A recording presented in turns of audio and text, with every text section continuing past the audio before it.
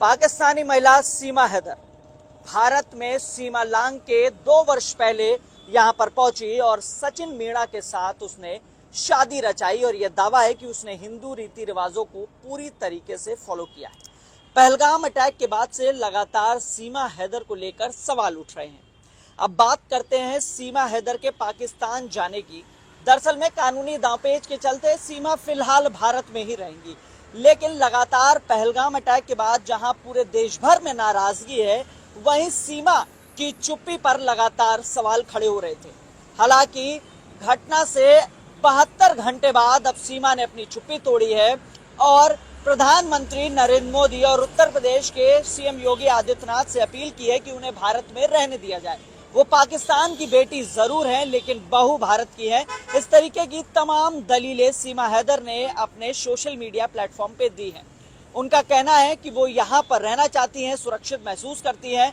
इन तमाम तरीकों की बातों का जिक्र किया गया है। साथ ही आपको बता दें, सूत्र ये भी बताते हैं कि सीमा हैदर की सुरक्षा बढ़ाई गई है, यानी वहां पे अब निगरानी रखी जा रही है लोकल यूनिट की तरफ से। इसके अलावा गौतम बुद्ध नगर पुलिस कमिश्नरेट ने जो वहां पर कांस्टेबल की तैनाती थी, उनकी संख्या में भी बढ़ोतरी की है, ऐसे हमारे सोर्सेज बताते हैं। फिलहाल जिस तरीके से लगातार सीमा हैदर को 48 घंटे में वापस भेजने का सवाल था, यह तो जरूर स्पष्ट हो गया है कि वो अब या अभी फिलहाल कुछ समय के लिए पाकिस्तान नहीं जा रही या सीमा पार नहीं जाएंगी। आपको बता दें, जो एपी सिंह है, सीमा हैदर के वकील हैं, उन्होंने भी शुरुआती तौर में एक स्टेटमेंट जारी किया था और उसमें कहा था कि सीमा हैदर ने उन्हें दुख बताया, उन्हें पीड़ा हुई है पहलगाम अटैक के बाद से, और साथ ही उन्होंने यह भी कहा है कि ऐसे में एक सख्त और बड़ी कार्रवाई होनी चाहिए।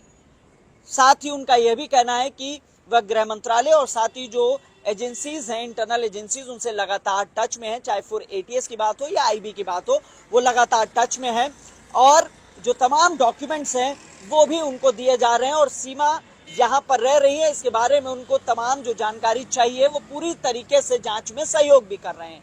रबुपुरे थाने में मुकदमा लिखा गया था साल 2023 के 7वें महीने में और उसके बाद से ये जांच अभी जारी है।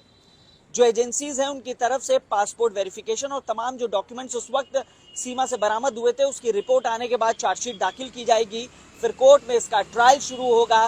ट्रायल होने के बाद या तो सजा होगी या वो दोषमुक्त होती है, यानी दोनों ही केसेस में आपको बता दें कि उसके बाद यानी ट्रायल और सजा के बाद या सजा नहीं होती, दोषमुक्त होती है, तो सीमा को पाकिस्तान तो जरूर जाना पड़ेगा।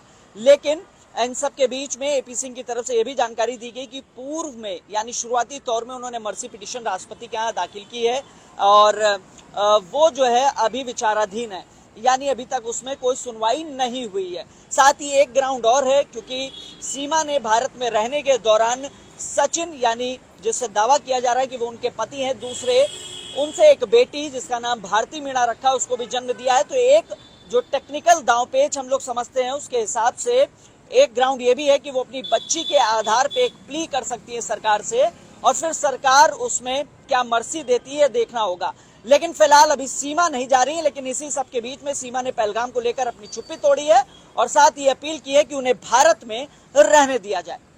कैमरामैन योगेंद्र के साथ हिमांशु शुक्ला, न्यूज़ 18, ग्रेटर नोएडा।